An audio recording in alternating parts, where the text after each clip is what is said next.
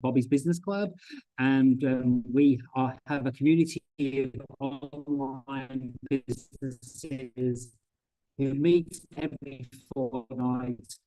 And because we only meet for 1 hour, we don't really have time for a presentation as such. What we do in those meetings, we split up that time evenly between all the people, just to have a general chat about business, which is pretty cool. And they had a chance to jump on this call and tell us more about what they do in a longer presentation than 10 minutes. You can get up to half an hour, and we do them live on LinkedIn and Facebook. We also record them for our members, and we repeat them throughout the world of social media. So we do LinkedIn and Facebook as well, and we repeat them at weird times on a Sunday or maybe in the middle of the night, so we can attract more people to come and look at the repeats, and also to look at our members, and hopefully to do business with more people. And today, our first one of 2024, we have my co-host, who's normally my co-host. We have Caryn White here, and she would normally be co-hosting with me, but she's the first person of 2024 to jump on and tell us more about what she's going to be talking about. So Caryn, do you want to do a bit of an intro about yourself and tell us what you're going to be talking about? Yeah, sure. Thanks, Bobby. So Bobby's actually networking today. So I think your Wi-Fi is kind of going off and on a little bit. So I will try and fill it. I'm hoping he's not going to leave me here in the middle on this live by myself, but all the same. So yeah, so my name is Caryn White. I will share this in my slides later. But I am the founder of Caryn White Coaching. So I specifically empower women to navigate that corporate chaos. And so I'll be talking more about this. But the key topic for today is about how you can create work-life balance through using a time audit. And I'm going to be sharing the do's and don'ts from my recent time audit, that I've learned a lot from it and definitely gained a lot of insights into where I can change things up to create more balance in my life. So originally the plan was to do this audit to sort of on the idea of like, how can I help others? And then of course, as we find out, I end up helping myself a lot as well. So yeah, I'm excited to share this today. I think it's a great topic. And yeah, I'm looking forward to doing this. Thanks for the opportunity, Bobby. Yeah, and it's we all know time is very important to anybody, not just business owners. It's the only thing we can't get back. And so by using our time in the most efficient way and structuring our time, and really looking forward to seeing how you can do an audit and the things you're going to talk about. So whenever you're ready, do you want to try and share your screen now, and we'll fill Let's that have a go at this. awkward moment of, what's that going to share? Yeah, And I'm trying to going to find the share my slides screen now. and try not to give away all the things you're going to talk about in the slides. I know, right? Then everyone sees Yeah. the end slide and they're like, oh. Oh, thanks for that.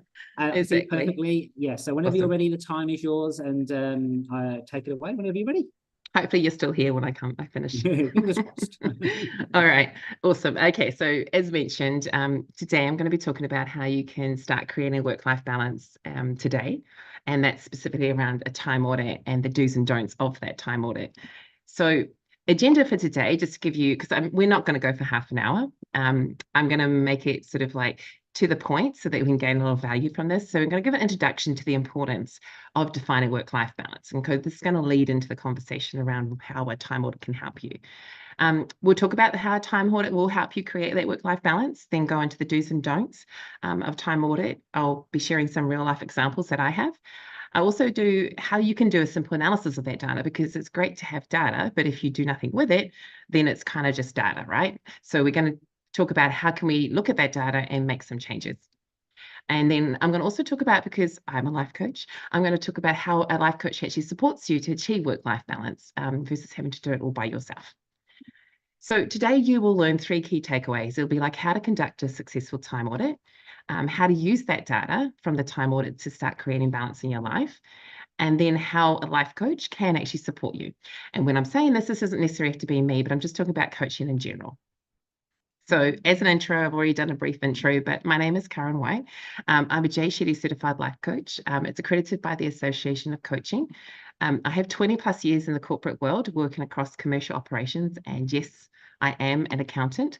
So I am also a CPA Australia certified practicing accountant as well.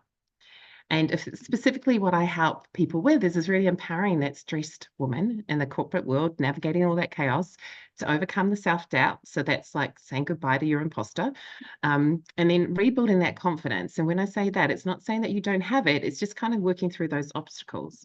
And then with that, it's really letting go of that fear, like, you know, those things that are holding you back, and learning how to embrace that fear as opposed to really trying to suppress it and not deal with it.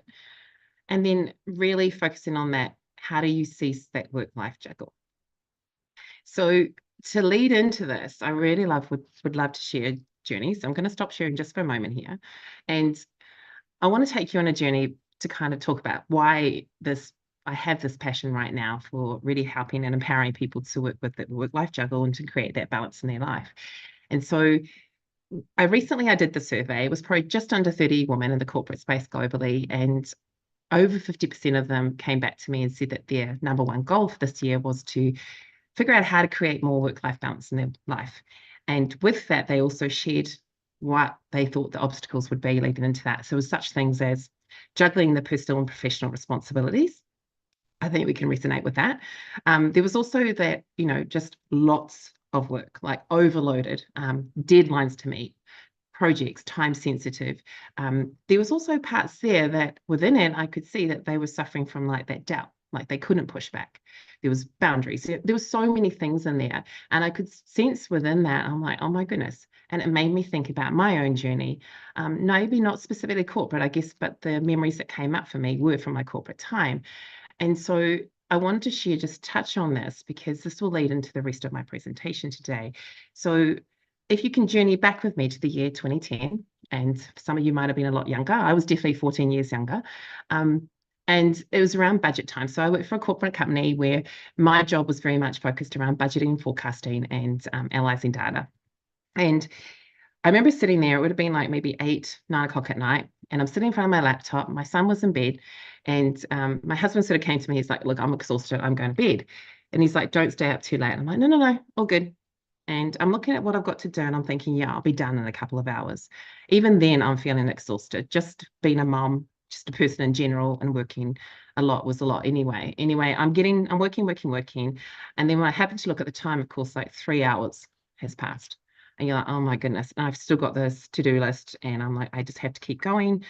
I know I have to get up at 6 a.m., but I'm like, I just have to get all this stuff done. Otherwise, it's just not going to meet those deadlines. So I keep pushing. I think it came to like maybe, I would say typical was maybe 1:30 in the morning. I'm going to bed and I'm literally falling into bed.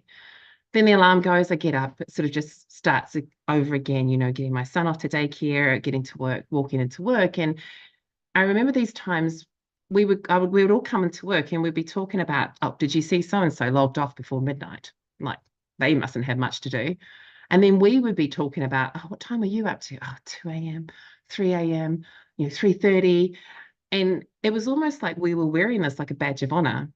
And all around me, even though we knew this time of the year, budgets was known to be crazy. Like if you're in finance or whether you're involved in budgets in some way, right? They happen at this particular time. There's not a lot you can do about it. It just is always intensely busy. But it was like we were just in this condition to think that this was the way that you just had to be. And I remember times within these budgets over the years, and particularly this year, I remember we had this walk-in wardrobe which went through the bathroom. I remember coming out and not lying, but sitting on the floor in tears because I was so exhausted. And there was also the part I was pregnant. So I would have been 5, 6 months pregnant at the time. And my pregnancy wasn't easy, but I remember going, oh, I'm crying because I'm hormonal. Yeah, I'm exhausted because I'm pregnant. I remember putting all these excuses in my head saying that's what it is. And then I would have this mantra of like, just suck it up. It'll be over soon. Get up, get on with it. And I just get on with it. And I remember my husband saying, you have to look after yourself, come on, like look after yourself. Don't be silly. Just say no. And I'm like, no, don't be like, what are you talking about? No, this stuff needs to get done. And I would push. And this behavior, though I was pregnant every year, would continue year upon year. And when I reflect back now on that time, I recognize that a lot of this was because everyone around me was doing the same. No one in my workplace I ever saw or witnessed ever pushed back. If anything, people that worked harder got rewarded.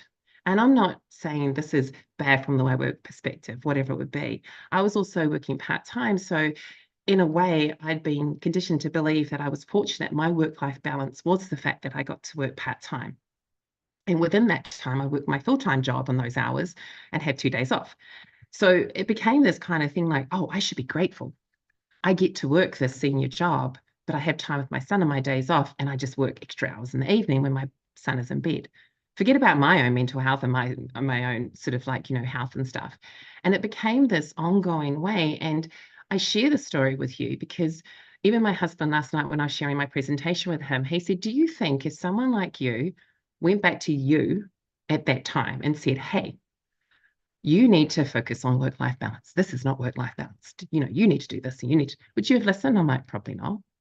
Because the key was, I didn't think there was any way out. There was, to me, literally was no alternative. This work needed to be done. I was the only person that could do it. That's what I honestly thought. I thought that out of everything. And if I didn't do it, then I'm failing. If I didn't do it, then maybe I lose my job. Maybe I lose this privilege of having a part-time job. And there was so much internally driving me just to push past all the exhaustion, the tears, the frustrations, even my own health probably, and my baby's health, to achieve these things, which ultimately, if I look back at it now, I'm like, if I had said I can't do it, they would have found someone else to do it. Or it wouldn't have been as perfect, right? It just would have been done, but it may not have been as 100% accurate as it was. And that's the reason why I share the story, because maybe within my story, you can see bits of yourself now or where you have been. And the key part is here, as I share my screen again, is really to just, let's get to that slide here, is really just to focus on, when it comes to work-life balance, how do you define it? And this is why it's really important to define it, because I honestly believe that if someone had said to me, Caryn, I'm not going to tell you what to do, but I'm going to invite you just for a moment to step back from all of this and ask yourself, what does work-life balance look like for you? Not what everyone else around you is telling you it should look like, not what your work is telling you, not what society, not what all your colleagues are doing, but what does it look like for you and what does it feel like? I think for that moment, something would have started to resonate. And that's why as we go into this time audit, I invite you, if anything, right now, if you don't want to continue watching the rest of the presentation, I really want you to watch it. But if you don't, as I would say, take a screenshot of this and reflect on these questions for yourself and ask yourself, what does work-life balance look for me? Let's make it 3 months.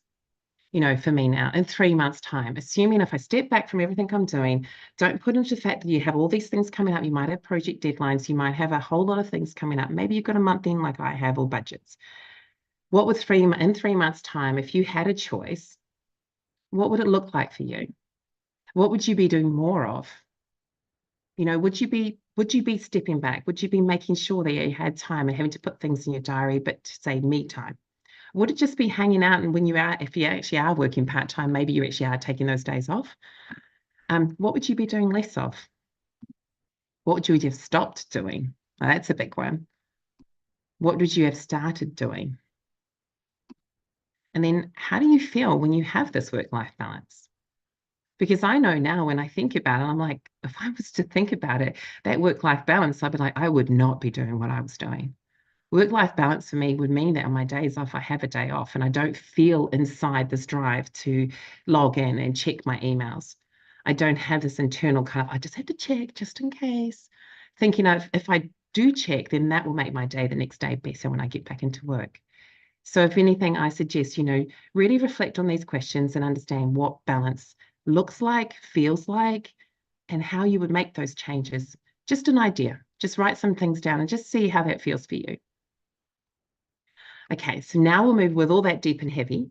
We're going to move on to this number 2, which is about how a time audit helps you create that work-life balance. So as much as it's really important to define that, in the end, if you don't know where you're spending your time, because I know we all think we know. Like I definitely think I know, but once I did this, I'm like, oh no, I'm not getting that 8 hours of sleep that I think I'm getting. So it's really going to help you gain visibility on where you are actually spending your time. You're going to gain visibility on where you're more productive. You're going to see, oh, why was I so distracted? Because that's the next one is like, when are you most focused? And what are those distractions? I'm hoping I can share a screenshot shortly of the app that I used, and you'll see on a particular day when I first started, I am like jumping between tasks all the time. And I'm like, what is going on? And when I look into them, it's because at that time when I was trying to do really focused work, I had my family home. So they just got home from like school, and of course they want to chat. And where I work is in a space where they can actually access me, even if I have headphones on. So it really gains that visibility, even though it's really obvious until you track it, it's not obvious. And I know that sounds stupid, but literally it isn't. It's like you think you know, but you don't know. So number 3, the do's and don'ts. So it comes into what I'm talking about. Do take 10 minutes to choose categories to group the tasks under. Don't do what I did initially, which was create like so many categories because I wanted so much data. Because, like, as I mentioned, that's my background, analysis. So I'm like, oh, yeah, I want an nth degree. It gets silly. You forget where you put things and stuff. Just choose some key categories based on your life and break them down. Maybe it's, in your workplace, maybe it's like work meetings, work focus work, or whatever it might be, just like project work. But thinking maybe 3 categories for each and don't go too far, things that you want to gain and sort of get perspectives on. And obviously sleep would be a key one as well. Choose a method of tracking that is simple and you're able to do everywhere. When I did my time audit, I suggested an app called Toggle. Please reach out to me if you'd like to know it. I find it really great because it's an app you can have on your desktop and on your phone. However, when I shared with many people, they're like, oh no, I don't do apps, or that seems too complicated. So choose something that's simple for you. And that might be as easy as having a little notebook in your bag or something, or with you, or even just using your notes app and just writing in, some little bits and pieces as you go, but something that's going to be with you all day so that you can track it. Track from the moment you wake till you go to bed. Don't just go, oh, my day is over at work, I'm going to stop tracking and just call that evening. You'll find there'll be things that you do in the evening potentially that maybe you want to change.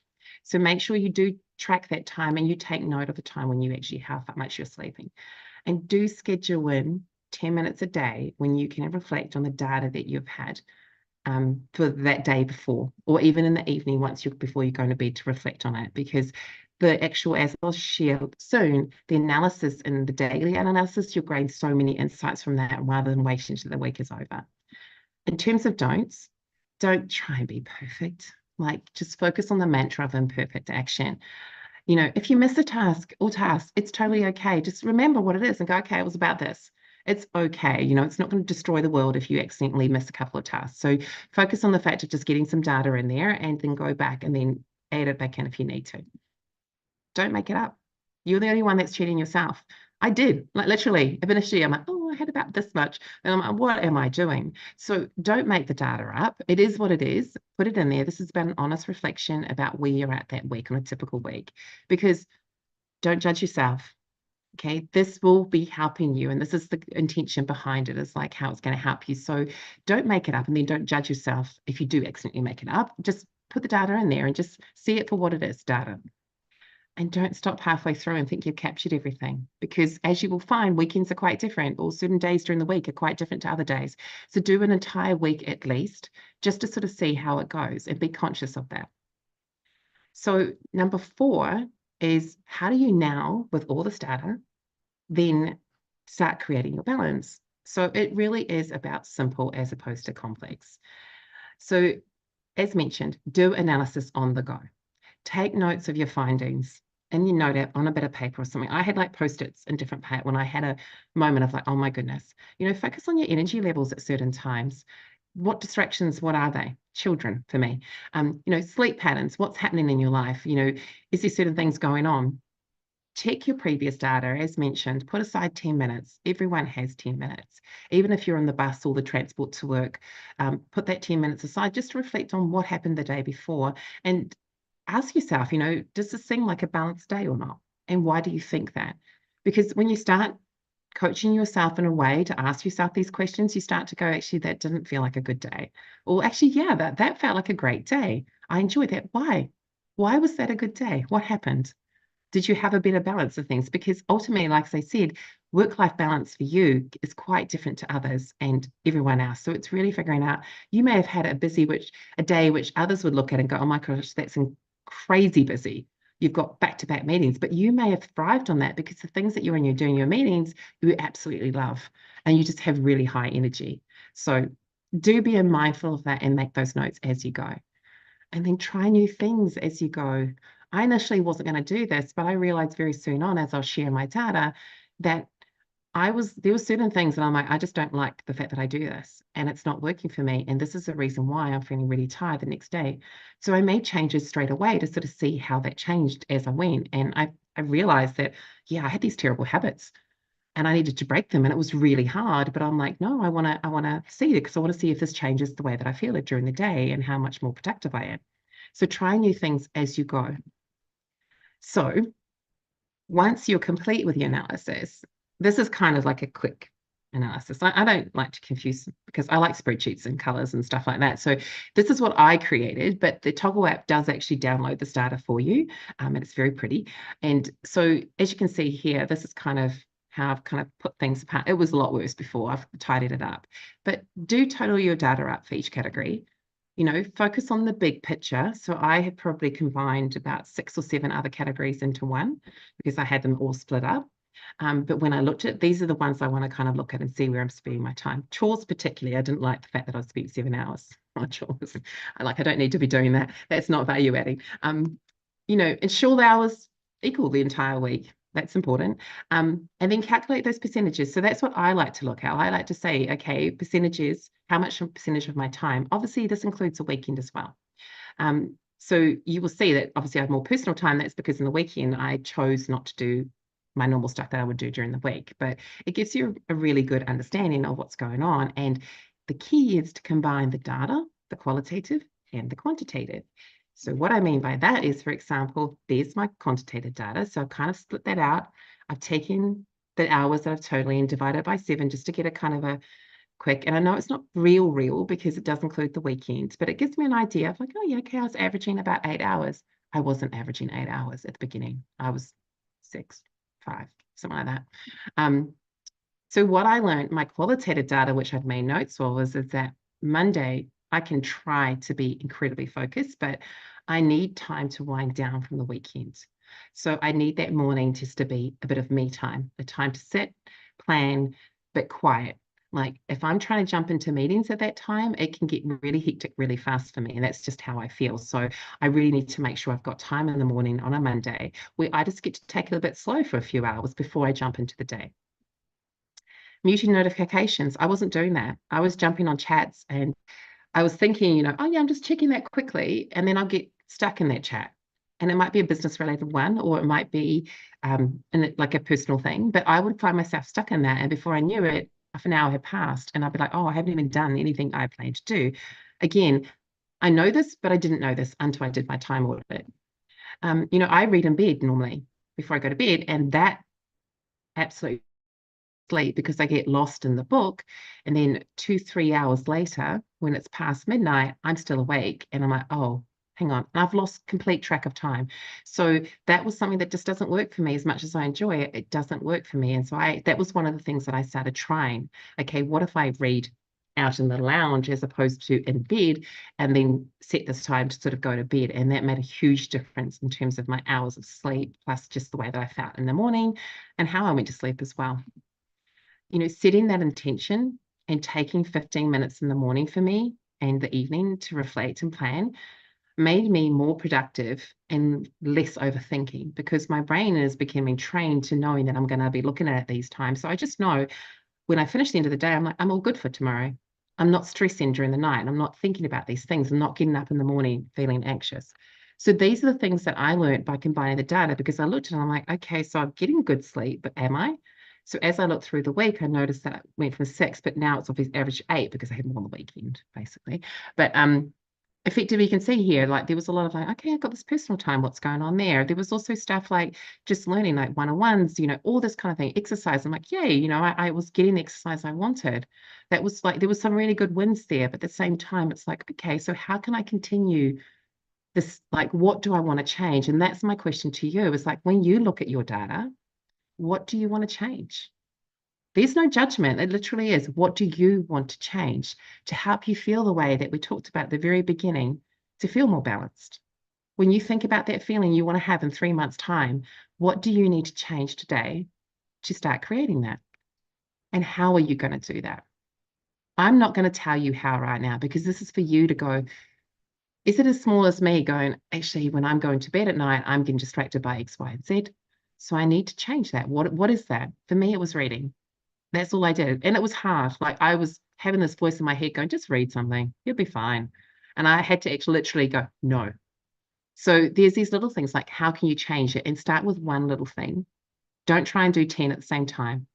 Just one little thing of how you can do and how to change it. So lastly is like, how does a coach help you create work-life balance? Because, there's lots of us out there, but there is some really amazing coaches that can help you. And effectively, this is how I would help you, was we have a framework that we can help you define what your work-life balance is. As you would have seen, reflecting on those questions is really helpful, but sometimes you have those blind spots. I have blind spots where you don't see where you're, maybe this is happening. And what you often need is someone to reflect back to you to let you know, go, hey, have you thought about this? It sounds like this. And we have a framework around that of how we can take you through that process to really help you define it. When you get to that point where you're like, yeah, this is what the best work-life balance would be for me. This is what it feels like for me. And this is what it needs to be like. How do I get there? So we also help you identify those obstacles. What's coming up and get in the way? You may think it's something, maybe something a bit deeper, or it may just be something that you haven't actually thought of or realized. I certainly didn't when I think back to my time in corporate, when I shared that example with you. I didn't recognize that there was these internal drivers within me. It took me a lot of time to actually figure that out. I just thought I was conditioned, but I didn't actually know that there was a deeper drivers within me, that I was doubting myself, that I was thinking I had to prove myself. I had to be grateful for this position I'd been given. So there's a lot of that. And from that, we will work out and together come up with some strategies that can help you overcome these obstacles.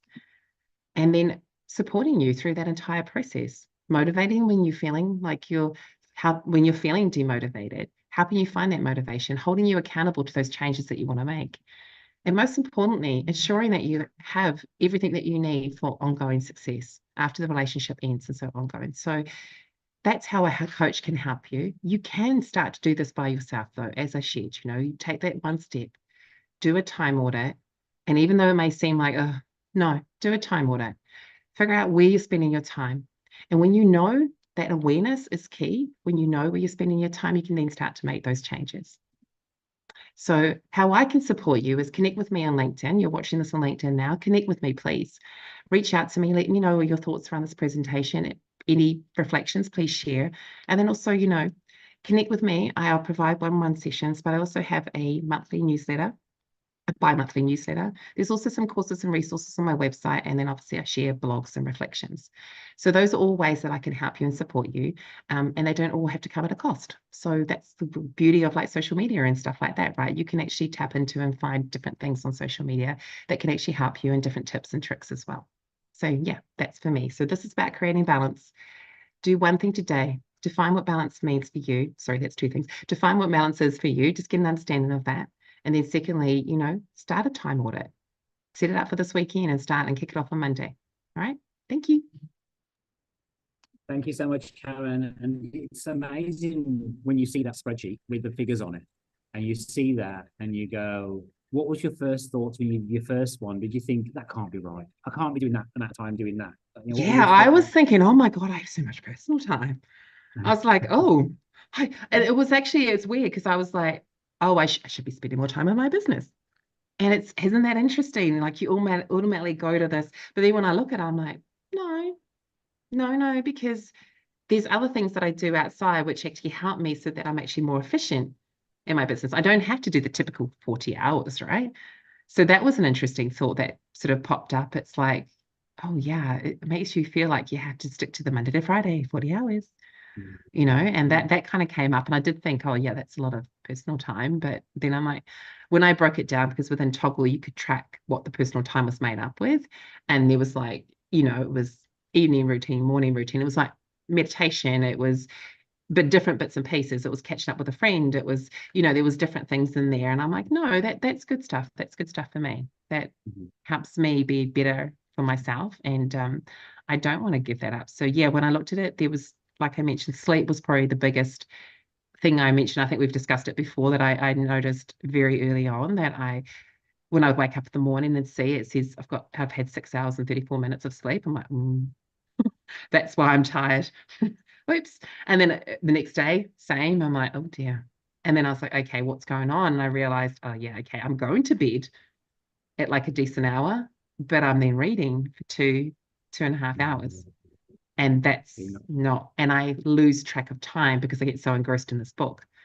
So then that was like, I need to stop that because I'm just on that like a little comfort zone. I'm like, I'm so nice and cozy and I've got my book in front of me. And yeah, so I've changed that. And it was hard. For the first couple of weeks, I had the little voice telling me I should just pick up a book. Go on. And so now I take that and do that outside. I just don't do it before bed. I sit out here in the lounge and do it instead or something like that. But yeah, it's interesting. And so when you first got that data, did you look at it and go, right, well, if I take 2 hours from the chores as an example and put that on something else, was that the kind of process you went through your head? How did you Yeah, go I from was the first one to the next one? yeah, no, there was definitely like, so the first of all, it was that judge. I say don't judge yourself, but I was judging myself. And that's probably why I'm sharing don't judge yourself. So yeah, so once I did look at the data, I was like, okay, where do I want to make some changes? I was really pleased with the amount of exercise I had because that's really important for me. And I think I did look at it and go, okay, so in terms of my business, this is how much of time I looked at the time when I was doing the chores. And so now it's sort of like, okay, I was trying to fit that in. There's certain things I have to do because I work from home and just it's helpful to hang the washing up or whatever. But I'm sort of like, no, I don't need to be doing this here. I can actually, at this point in time, I don't have to make sure everything's perfect and ready to go. So it was like, yeah, when I'm looking at going 7 hours on chores, and that was only really probably a Monday to Friday sort of, and I'm like, what am I doing? And I'm realizing I'm doing all these things, and I'm like, I don't have to. So I could shift this around. And it's like if I just maybe prep things or get my kids to help because they can cook, that will give me more time and that allows for this or whatever. The personal time I did look at, and I think, okay, some of that I could actually put into other things as well if I wanted to. It wasn't all 100% typical week either. Like there was a couple of things where I went for longer walks with friends than normal. And like with the business stuff as well, like depending on when clients are available, that makes a difference as well. So there's definitely what I did like about it was that I can see that as I bring on more clients, I have got that flexibility to add them in, which was a good thing to see as well, was that there is room there. I can actually move things around. So yeah, little things. Generally okay once I sorted the sleep issue. Yeah, and it's amazing what can happen once you know. It's like anything with any data. That's why we have it, so we can understand what's happening, what happened, so we can predict what's going to happen again. But we don't know where our time's going unless you go and do this.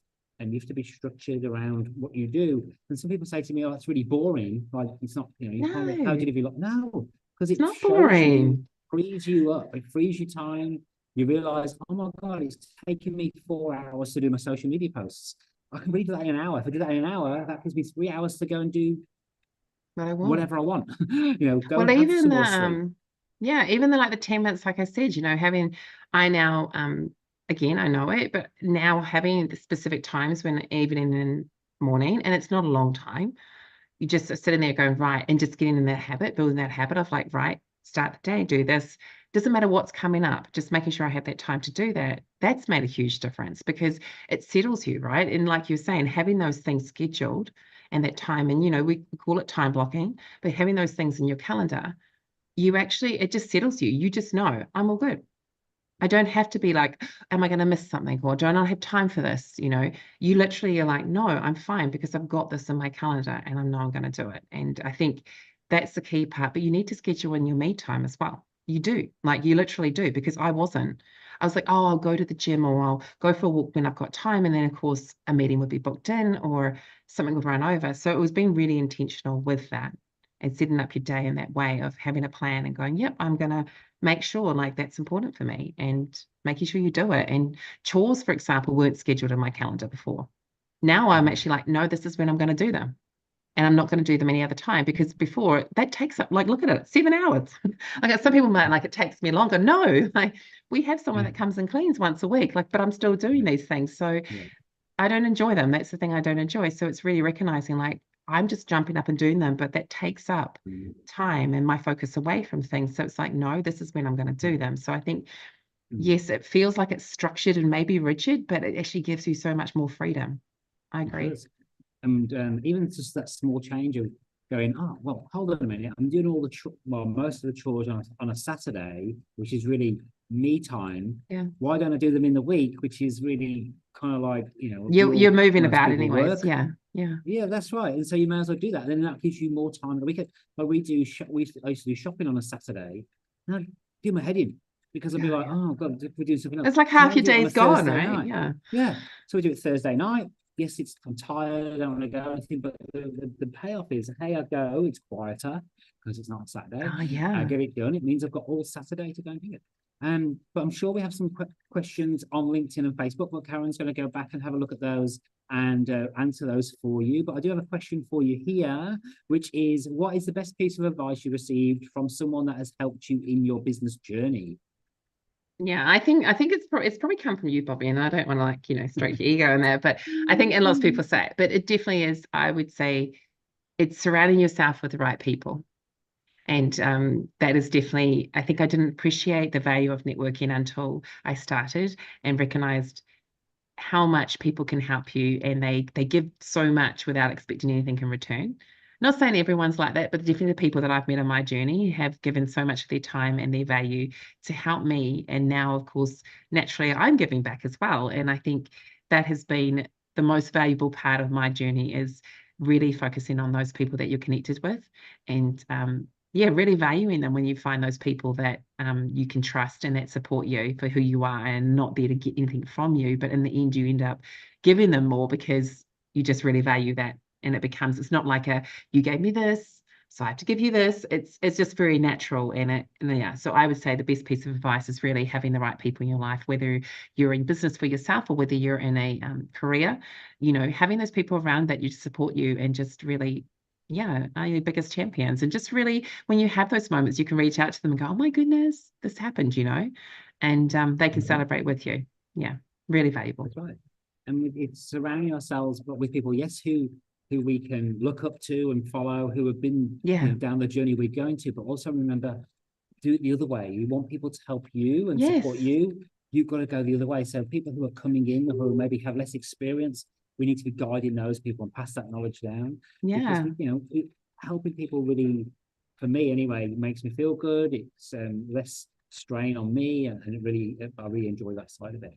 But Caryn, thank you so much for jumping on. If you'd like to meet Caryn, you can always come along to Bobby's Business Club. We meet every fortnight. It's only 1 hour, and it's a great way to network and meet amazing people. But thank you so much for being part of our network, and thanks for being so amazing at what you do and bringing these amazing initiatives and tips to our network. And we'll see you again soon.